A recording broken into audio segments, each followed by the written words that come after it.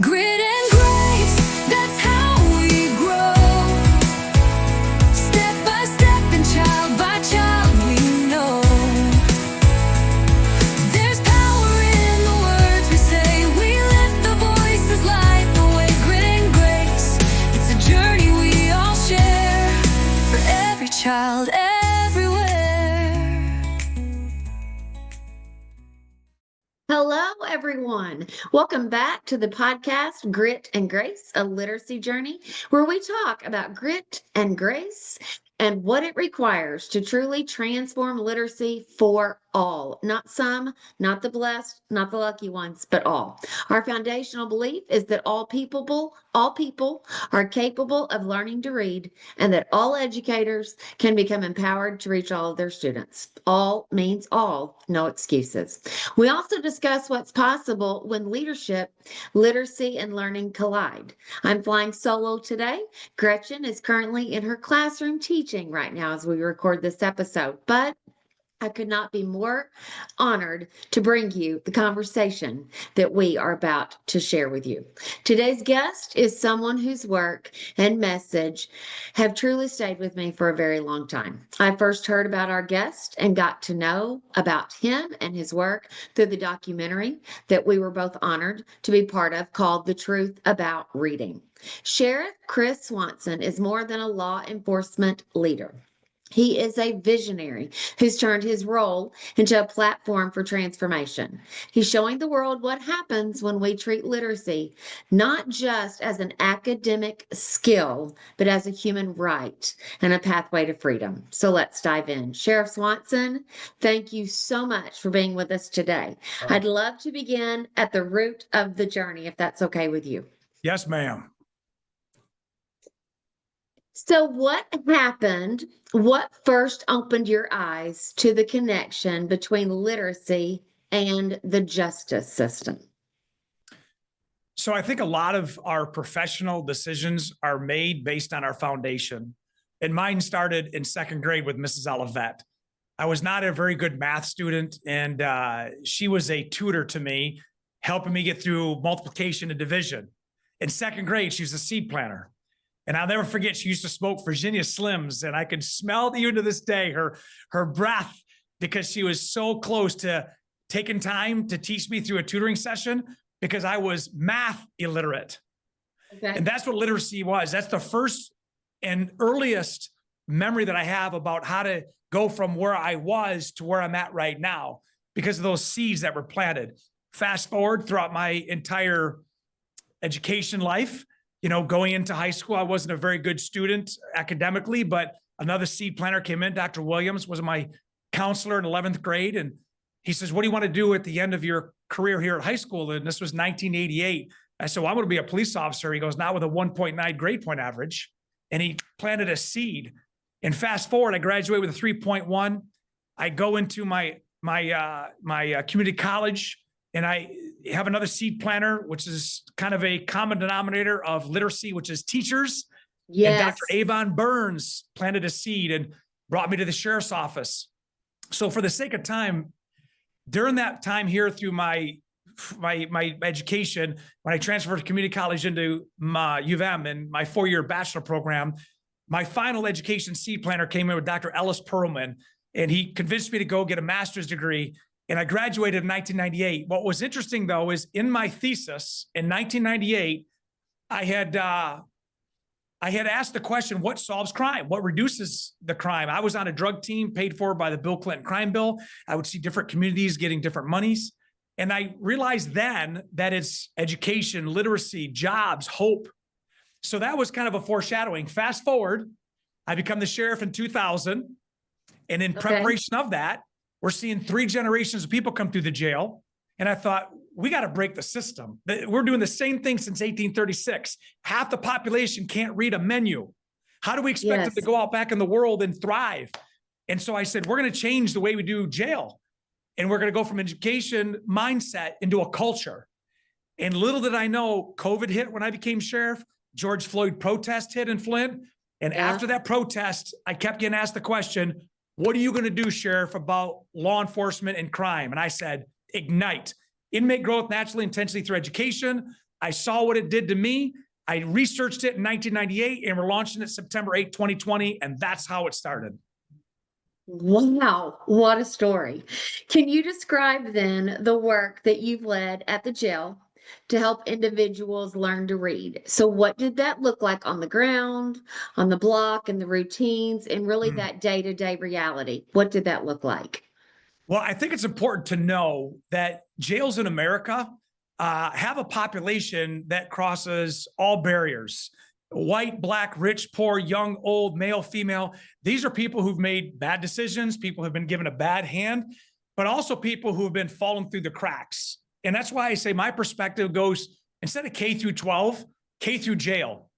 Because we can all remember back when we went to school, those individuals that for whatever reason, you just thought they're not going to thrive when they leave. And many of those folks, they end up not thriving and they get into this cyclical incarceration, addiction, mental illness.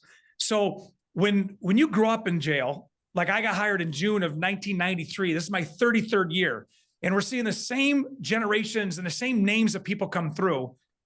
There's got to be a break. There's got to be a new way of looking at things. You mentioned in my bio, which is so kind to you, a visionary. So you got to look beyond the obvious, beyond the historic journey. Is where could we go that's different? And so when I decided to go into this education mindset, it wasn't because I was going to write letters to the judges advocating for inmates. There's victims attached to a lot of these cases. But when 9 out of 10 people in America come to jail addicted or co-addicted, when 6 out of 10 have a diagnosed mental illness, and as I said, half of them can't read a menu, how do we expect to take somebody who 90% are going to go back to the communities they came from, only 10% go to prison? How are we going to return your neighbor? So I thought, if we're going to break this cycle, God, it has to go back to literacy, has to go back to education. But we're going to do it, ready for this, on dopamine. See, that's the magic of Ignite, is when you release that feel-good hormone and you celebrate victories, you take people whose lives have been destructive and you give them something constructive, and that changed everything. Dopamine is the answer, and we create that environment through Ignite. I love that. Okay, so I've seen in your story in the documentary and studied a lot. We have a mutual friend, Noor Shabazi, and she has filled me with so much information and just day-to-day stories about you and your life. But it can't have been an easy journey. So what challenges or resistance did you face in launching literacy efforts within a correctional facility? Were there challenges, and what were those like? Significant challenges. Number one, people don't like change and people don't want to stay the same, and they conflict. Yeah. And that is hypersensitive in a correctional facility when you unfortunately have a culture that generations have come through here on the staff side and have all done the same thing. And Sheriff Swanson, who's been here since he was 20 years old, says, we're going to go this way. But that's where leadership comes in, Angie. And that's why I think it's so important to have leaders with a heart and a vision. A lot of people have vision, but they come out it the wrong way. A lot of people want to do the right thing, but they have no vision. But when you combine those two, I knew that if I put the staff together from the command level and I painted the picture and I said, imagine if we reduce crime, which reduces victims. Imagine if we reduce liability in the jail. Imagine if we give people a skill set and we never see them again. Think of the families that are restored. Think of those lives that are generationally repaired. And I said, we're going to do it through education, and we're going to celebrate every victory along the way, an 8-hour course, all the way to a full graduation. The number one issue is people don't like change, but they have to believe in the leader. And we kept pushing forward. Number two, technology. We had no infrastructure. We had no Wi-Fi. We had nothing. So again, part of that vision is having a plan. So I got with my biggest vendors. One was my telecommunications vendor. And I said, we don't have any Wi-Fi in the jail, and I don't have any Chromebooks or tablets. So the Chromebooks are going to come from our adult education high school partnership, because they get state money for anybody who's in adult education. And that state money will buy the Chromebooks. No checks written for the Chromebooks. The tablets are going to come from the telecommunications company, who's going to put in the Wi-Fi, because when our staff is able to open up an Ignite floor and those inmates do their work during the day, an hour before lunch, an hour before dinner, then when they complete that, they get to go on a tablet, stream movies, games, and music. So it's that dopamine release, that reward that they get. Well, we're able to work that deal out. That telecommunicator, they put in all the hardware. It took almost 2 years to pay for it. And then we became a free system where we didn't invest a dime, and those vendors paid for all the hardware, that now we have Chromebooks on all the floors, tablets on all the floors. And that was the technology that we had to get through. The third thing is truly what I struggle with even today, because people don't always see the value, not only on the outside, but definitely on the inside. But the more success is revealed by results, the more people become a believer. So now we're in 5.5 years. We have a staff who now they don't know a single day without Ignite because they've been here less than 5.5 years. So this is normal to them. But there's others that are seeing this, and not everybody's a believer, not as everybody's accepting of it, but they can't argue with results. Crime is down by 1/4. Jail violence is down by 97%. We've saved money throughout the entire community. Our jail count's down over 100. We've reduced lawsuits and injuries among staff. Nobody can argue with results. So I just say, trust in my vision and follow my lead. Love that. And if you don't mind, I want to take just a moment to take what you just talked about. Sheriff Swanson, it's such a direct parallel to schools. Yes. Leadership. People don't always see the value, but you can't agree. You cannot argue with the results. That's And right. seeing a need and getting in there and saying, I'm going to do it no matter what. Strong leadership, having the clear vision. As you were talking about that, I thought schools across our country need to have the exact same mindset. As That's you were right. talking about that exact same mindset. So Yeah. thank you for sharing that. Well, what did it take to move the work forward when others might have backed off or given up? So we have built a culture, not only among the jail, but among the command staff. So from my number 2 to the majors to the captains, is they believe in me. And so we became a force multiplier. And if you remember at that showing that we had here in Flint, you know, you were watching it, you were part of it, but I had Jim Harbaugh, the former coach of the Michigan Wolverines, there with his dad. He teaches being a force multiplier. And a force multiplier means if you have 2 that believe, you can make 4, you can make 8, you can become a movement. And so we kept showing people through celebrations with our commencements. And then more and more people got involved. And then we started seeing that on the road side, the patrol side, deputies were being treated better because their families that they were dealing with knew, hey, the sheriff's office is taking care of my loved one. So they were safer on the road. And you get buy-ins from all these individuals one step at a time. But I think the key is not only a force multiplier, but we started marketing our success. And we showed this with an unfiltered, unscripted celebration from the very first graduate. His name is Leon Mize. He'd been in jail, out of prison, over 35 years. And he graduated from our kitchen program called Into Work. And it's about a 250-hour Into Work certification where you can take it anywhere in the country, and you're now certified to work in a kitchen. We celebrated his commencement, and we did it, and we showed it online, and we did our social media. Well, November 18th this year will be our 38th commencement. And when that happens, yes, it gets the attention of people like Nora. It gets the attention of the National Sheriff Association. It gets the attention of other sheriffs. It gets the attention of Brown, Harvard, Stanford, University of Michigan. And those are the things we'll talk about in this podcast, because now we become a force multiplier. Now Ignite is the brand of jail reform in America. It's trademarked. It's now in 14 states and over 40 sites, and new sites happening every single month.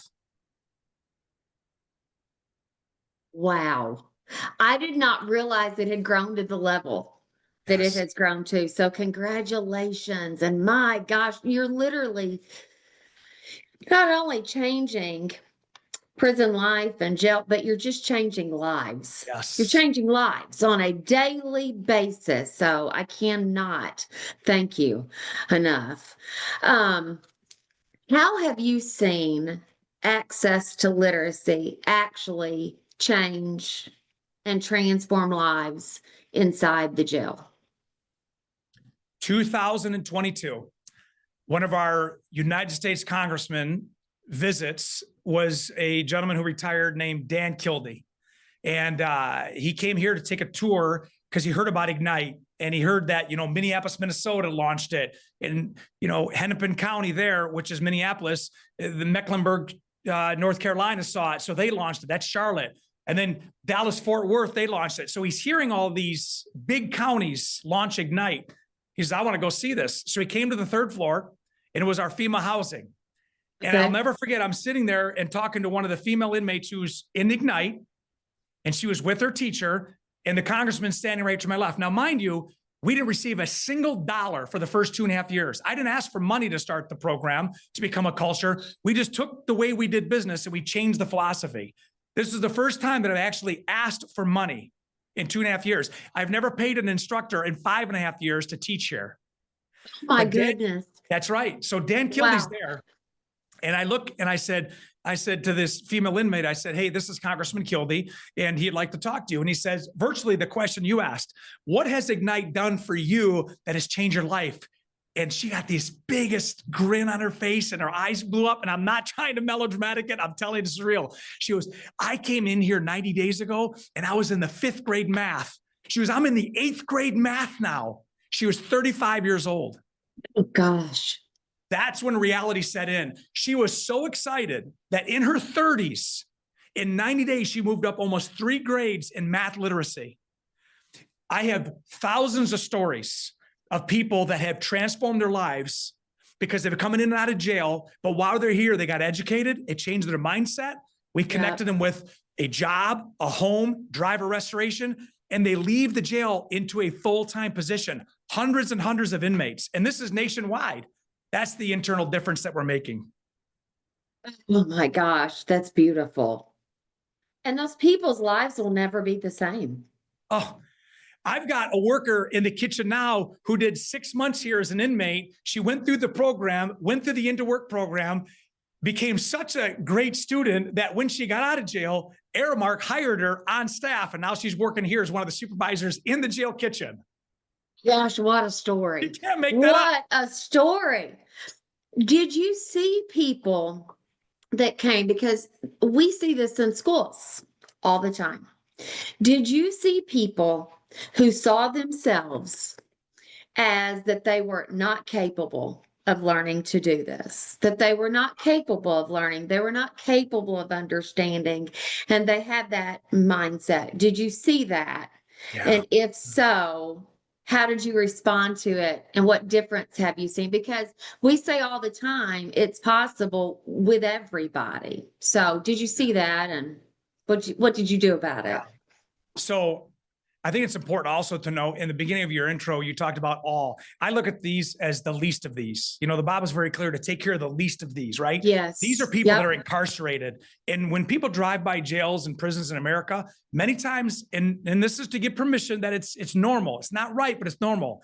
It's normal for people to say, oh, that's where those people are. Yeah. But those people are still people. And those people still deserve the ability to change their lives, because if we keep them from re-victimizing, then we're saving victims' lives. And so you have a population in jail who these folks have never been told, good job, I'm proud of you. You actually have potential. They grew up, even from little kids, abused, many of them sexually abused, physically abused. They have been on the streets fighting for their lives. And I'm not talking to race. I'm not talking to gender. I'm talking about jail populations in America. And so when we are able to take that mindset and you're able to shift it and say, hey, if you do this, look at what your life could be. Yeah. And when we do our commencements, we have many times, and you could go back to the archives because I live stream them all, inmates that will come up to the podium and say, I never, ever thought I'd be able to get my diploma in jail. We've got testimonies of families because we invite the families in. These moms and dads and aunties have been praying for their loved ones for years. They don't know if they're going to kick them out and they're going to be dead the next day or commit a crime.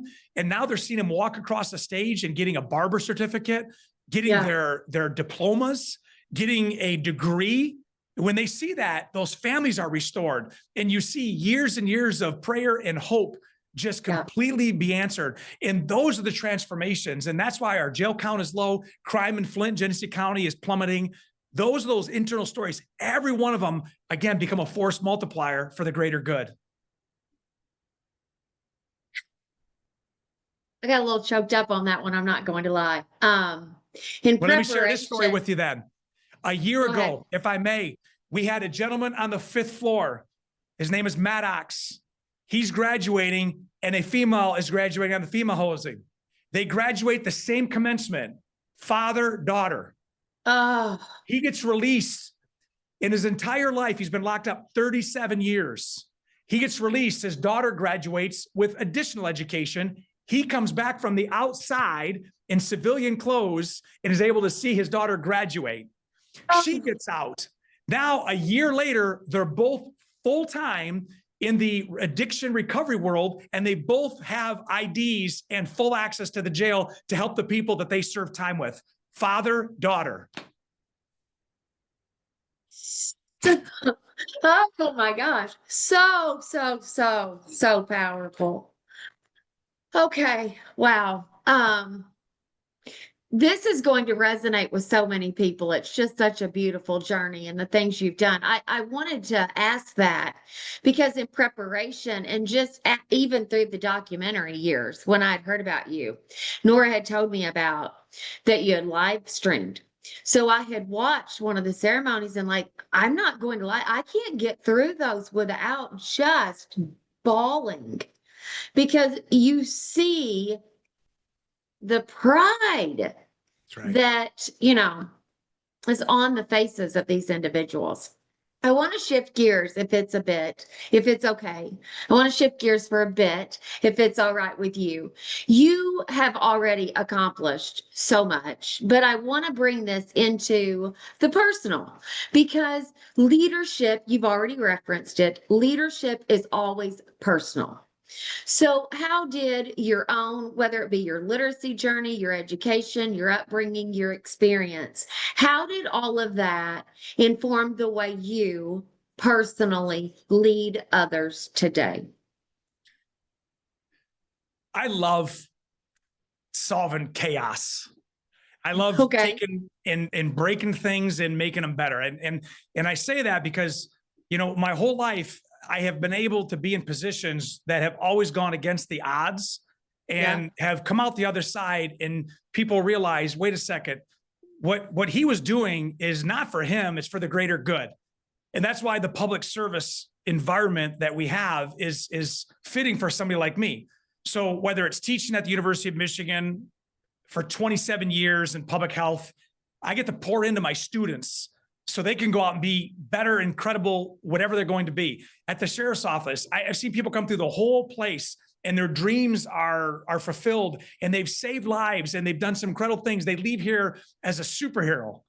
I love watching people who had nothing breathe life back into them. I've been a licensed paramedic since I was 20. When someone can't breathe and you can breathe for them, you inspire them and their eyes pop open, you give people life. That's what's always been inside of my DNA. And the greater the crisis, the greater I want to be there to solve it. And so when you look at Ignite or Ghost, which is our human trafficking, or the walk in Flint, that was by historic fact, we were supposed to burn down and be another statistic. We just come off the water crisis in 2016, but we took a different path. And if those folks did not believe my heart when they started chanting walk with us, they would never have followed when I said, let's walk. And so a long answer to your short question is leadership are little mini deposits throughout your whole life. And their life is a container. And when you get bumped, what comes out is what you've been putting in when no one's looking. So the Chris Swanson you see today is 53 years of buildup. And the world has to see and gets to see what I've been my whole life. Beautiful, beautiful answer. And I think every leader, no matter what they're doing, if they can't take something away from that, then something's wrong with them. That's beautiful. Thank you. So, as I've said, you've accomplished so much. I mean, honestly, you could stop and you could say, hey, look at all that's happened. But I know enough about you to know there's no way that you're done. There's no way you can stop the passion that's in you. In what ways do you hope to expand or deepen the literacy work that you've been doing in the coming years? Well, first of all, is to work with leaders like yourself and those that are watching and listening, because nobody can do it by themselves. Right. You know, the reason we did the documentary is to share the people that literacy is not just in schools in these neighborhoods. Literacy is also an issue for the incarcerated. It's also why we went to Oxford University and spoke to the World Literacy Foundation. It's why Jelly Roll has come here twice and traveled with me to Oxford to speak on literacy. So it normalizes it. And I think what's important is literacy and those that struggle, they're all of us. There's not a group that's left out. So nobody is immune. But I think the messaging and the stories of victory are the key. At the same time, when Harvard, Brown, and Stanford and Michigan researchers validate that literacy can be accomplished in all environments, especially a jail in Flint, Michigan, then there's not a community in the world that can't be helped. There's not a community in this country that should be forgotten.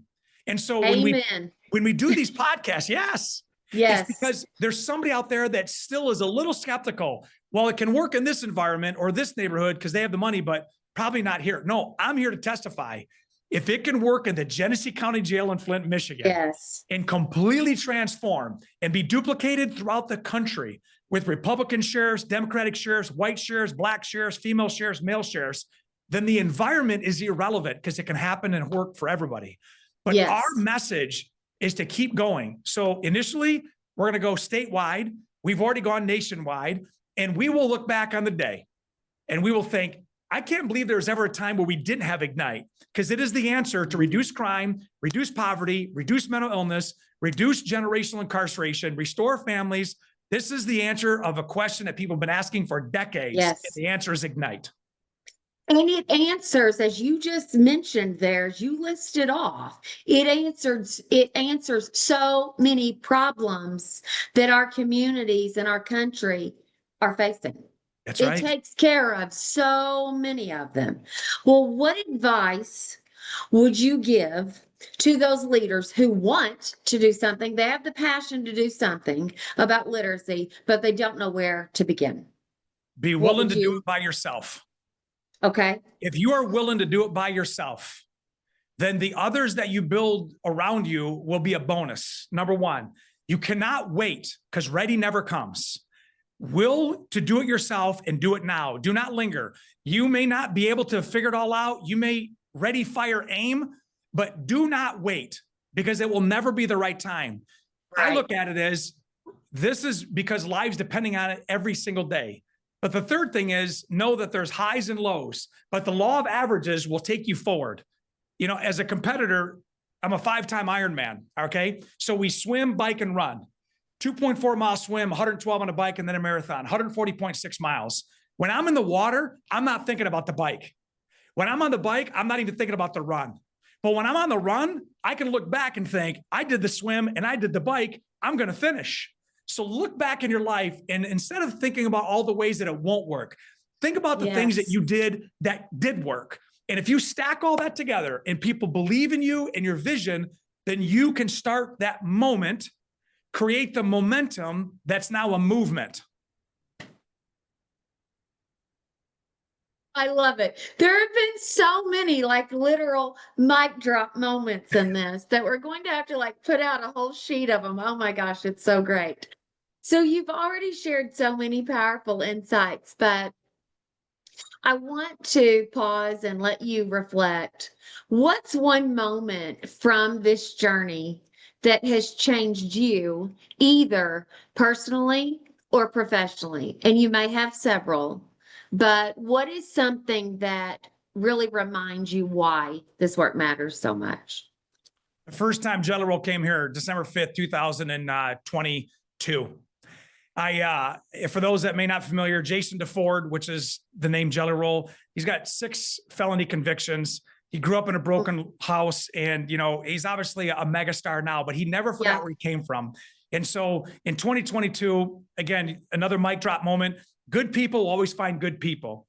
And so I was connected with Jelly Roll by a friend of mine, Steve Grunwald, who's a morning DJ down in Detroit for a biggest country music station in the country.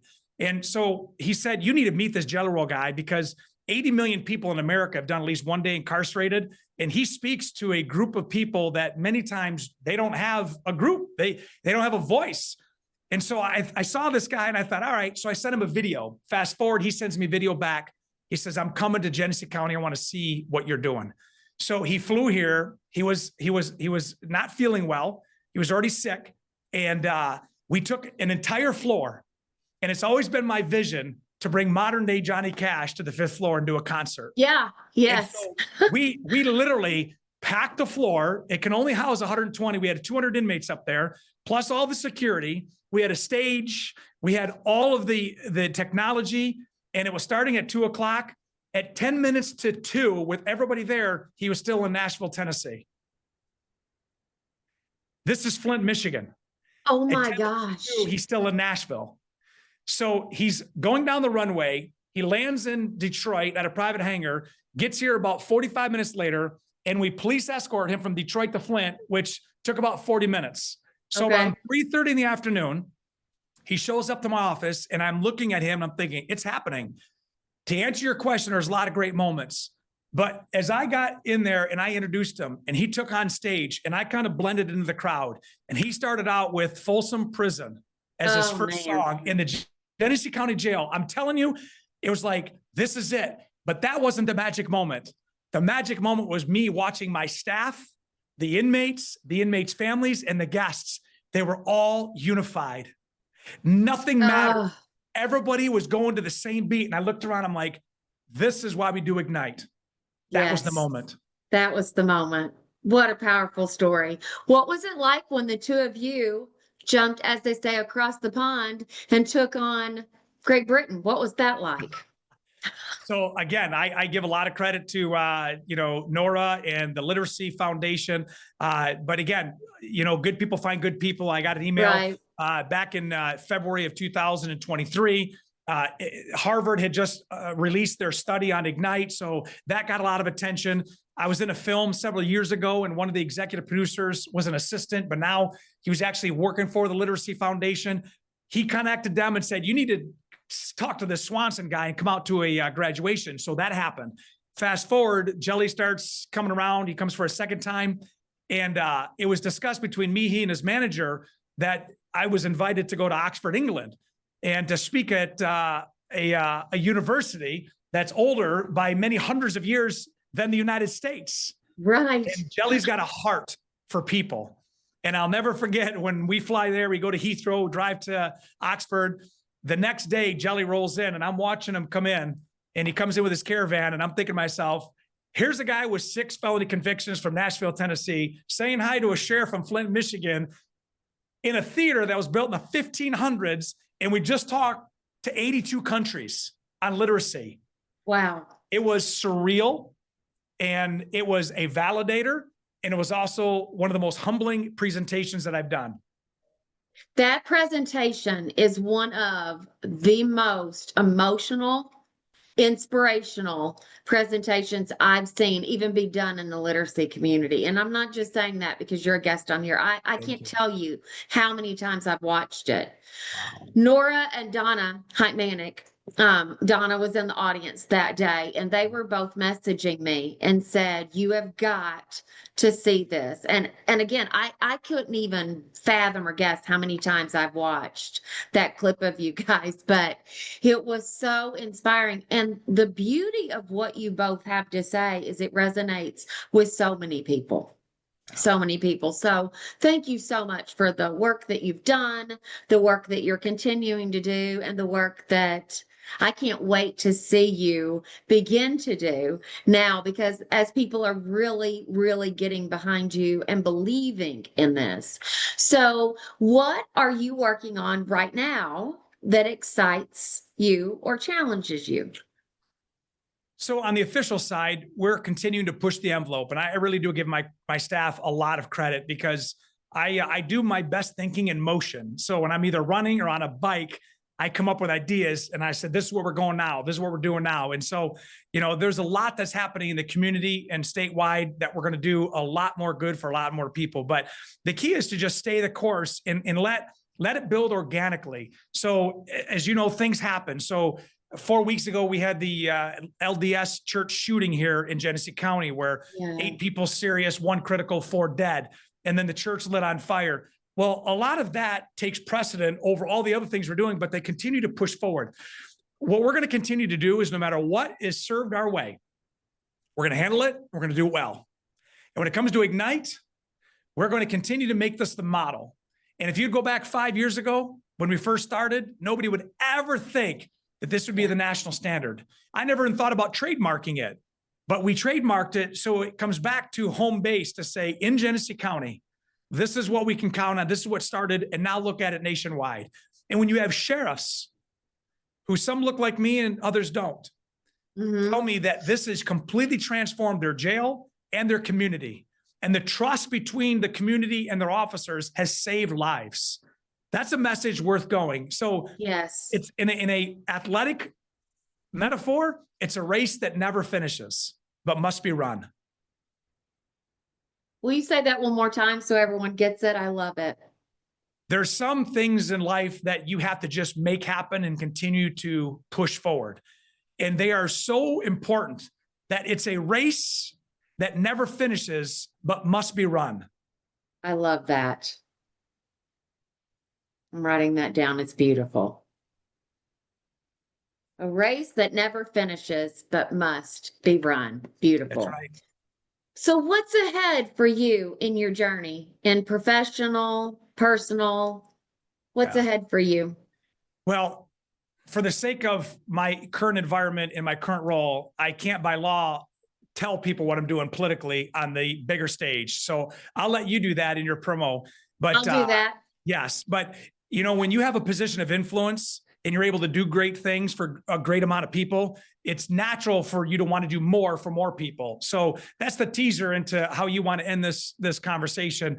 But I will tell you that, you know, it's said before, what good can come out of Flint, Michigan? What could you possibly do? And we've been able to example one after another, after another, after another, that we can do great things out of an environment that impacts the nation and around the world. And so professionally, we're going to keep doing that. Personally, I'm going to keep preparing myself for that moment. And there's a saying, talk about what we have here as a culture, is I always say, prepare in peace to perform in chaos. So this is the peaceful preparation to continue to just roll this out one after another, Ignite, Ghost, how we handle people, how we take care of the communities, how we handle an active shooter. So personally, it's to make sure that this machine, mind, body, and spirit, is always prepared to deal with whatever comes my way. So that's how I am preparing personally. I've got a great wife. My wife is a social worker. We've been married 31 years. I actually met her in jail. It's a fun story. Yes. She was a social worker, not an inmate. I assumed that was the case. Thank you for clarifying, though. Yes. You know, she has put up with so much to my career. It has not been an easy career.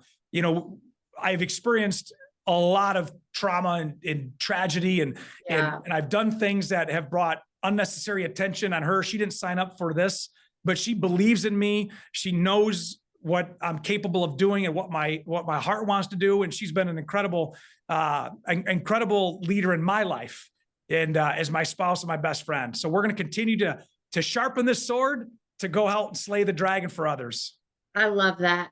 We're nearing the end of our time, but I do have a few more questions, if that's okay. Please, I love it. What is the hope that you have for the communities that you serve, whether it be your community in jail or the community, your actual community around you? What's a hope that you have for them, for their future? Well, you know, everybody's got an end date, and you know, I don't know when mine is, but I do want to know that when my day comes and my life is celebrated, that there's a sea of people whose lives I've touched. And my handprints are on their lives and their kids' lives and their spouses' lives and the community's lives. I want to have an impact in a positive way. The second thing is I just want people to know, especially in this community, if something's bad, call Chris. He'll fix it. I love that. That feeds me. It validates me.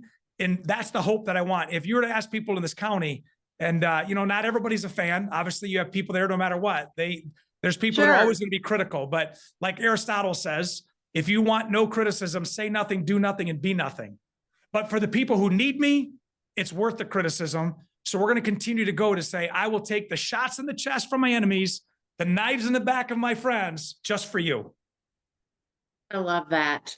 And that is one of the things that sets you apart, makes you different, and makes you such a strong leader in the things that you're doing. Thank you. So thank you for that mindset. So when the going gets tough, as it does for everybody, who or what is something that motivates you to stay the course in the work that you're doing? This is I something love that this. we ask a lot of our people, because we titled this Grit and Grace. Yeah. A literacy journey, because it is a journey. And I think some people see often they want a quick fix. And that's just not the way it is in literacy. There are highs, there are lows, there are challenges. Nora and I go back and forth together a lot about this, but we've got to stay the course. Yeah. So what's something or someone that really motivates you when those times come? Well, first of all, as outgoing as I am, I take great value in silence. And so I will disconnect, and I have a bench in the back of my property, and I'll just go there with no attachments to anything, and I'll just sit in silence. I do my best thinking in silence. There's a place that I go to that is just a single spa that I crank the heat up to 130 degrees, and I'll get on a bike and I'll just cycle for an hour and a half. It's just me. And I just think, and my body's detoxing, my mind's detoxing. I'll listen to scripture. I'll pray. I'll reflect back on my life. I talk audibly to myself, like, listen, Chris, you got this, because that's what I've done through Ironman is I've talked myself through these things. So when you have those moments, you've got to go to a place that you are able to start healing yourself. But then I have a very small circle of people that surround me. One of them is behind the camera right now. And you need these people to make deposits into your life. And I call them lug nut friends. These are people that when you need a lug nut at 3 a.m, they're going to drive you a lug nut and take care of you without asking questions. You may only have 2 or 3 of them in your life, but these are the ones you go to and you're able to be yourself. Because you're right, there are highs and lows. There's people who have cancer that are happy, people that are healthy and miserable.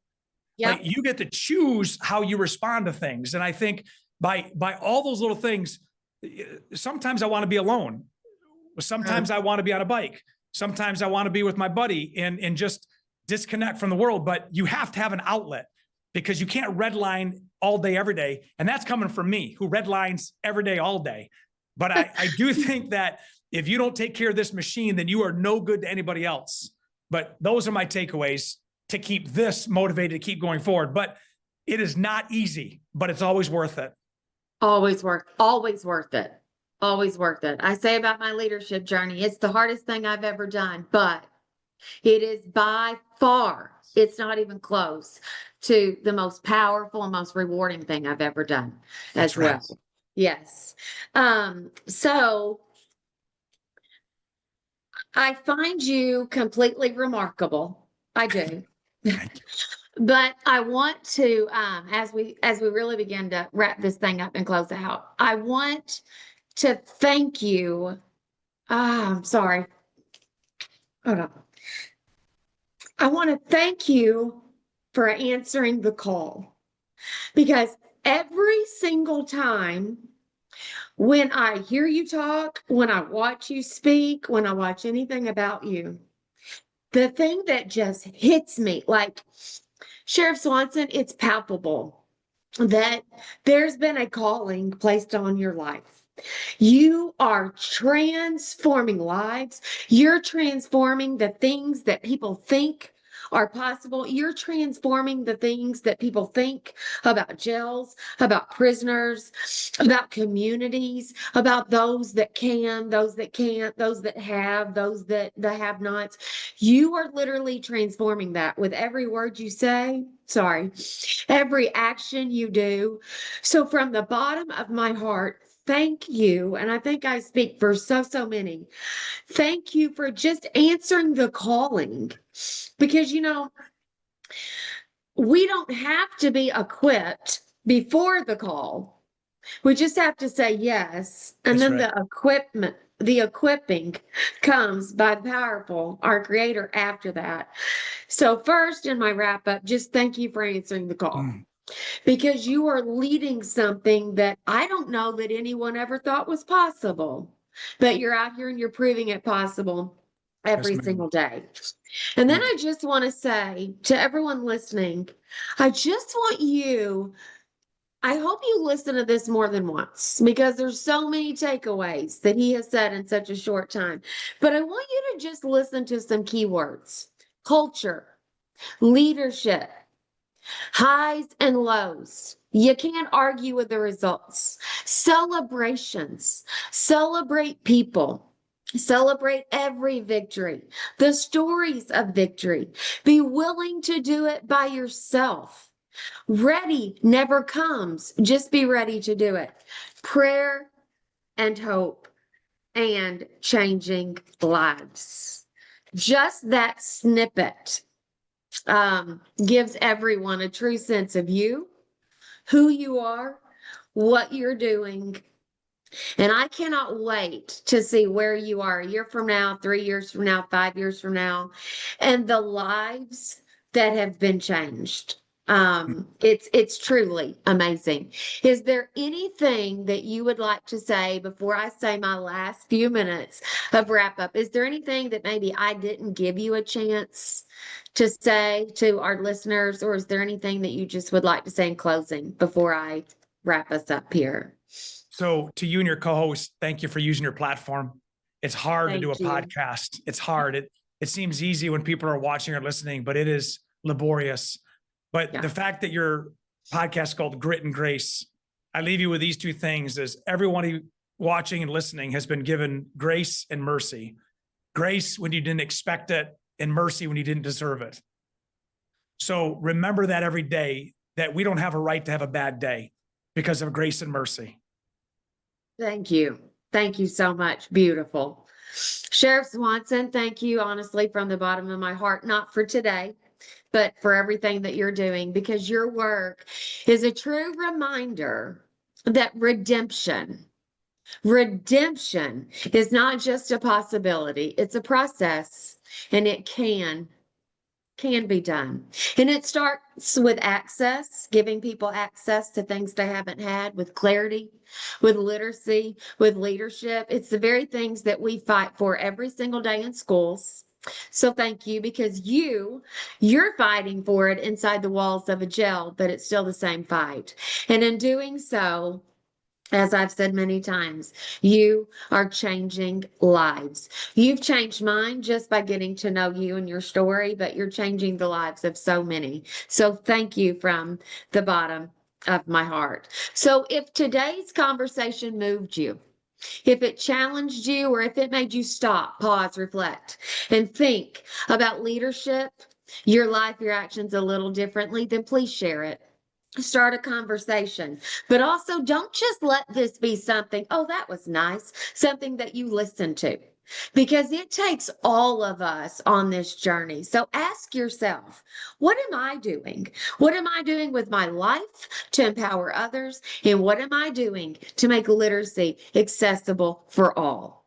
As always, thank you so much for listening to us here at Grit and Grace, the Literacy Journey.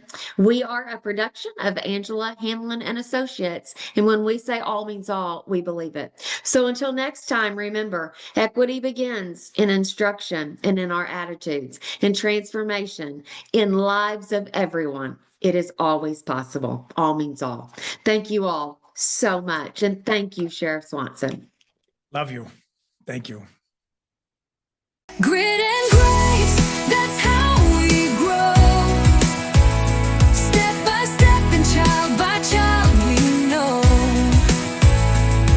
There's power in the words we say. We lift the voices light the way. Grit and grace, it's a journey we all share. For every child,